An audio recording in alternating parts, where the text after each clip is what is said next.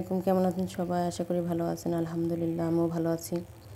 আজকে আপনাদেরকে আমি বাটারফ্লাই মেশিনের নিডেল লাগানো দেখাবো। তো মনোযোগ দিয়ে দেখবেন এবং নিডেল কেন ভাঙে সেটাও আজকে বলে দেবো, দেখিয়ে দেবো। নিডেলটা খুলে নিলাম ফ্লাস দিয়ে। এখন আমি নিডেলটা লাগাবো, আপনার মনোযোগ দিয়ে দেখবেন।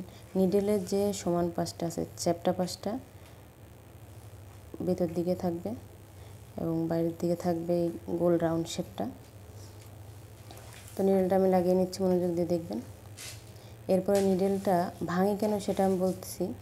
নিডেলটা ভাঙার কারণ হচ্ছে একদম মাথা শেষ মাথা পর্যন্ত নিডেলটা ভালোভাবে সুন্দর করে লাগিয়ে নিতে হয়। যদি একটু গ্যাপ থাকে তাহলে নিডেল ভেঙে যায় সেলাই করার সময়। আরও কিছু কারণ আছে, হুকের কারণে ভাঙতে পারে, কিন্তু প্রথমত সাধারণ কারণ হচ্ছে নিডেল লাগানোর জন্য নিডেল ভাঙে। লাগানো সঠিক না হলে নিডেল ভেঙে যাবে। তো ভিডিওটা মনোযোগ দিয়ে দেখবেন। তো ভালো লাগলে লাইক করবেন, কমেন্ট করে জানাবেন কেমন লাগলো।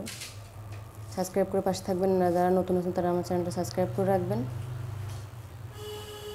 তো সবাই ভালো থাকবেন। আসসালামু আলাইকুম।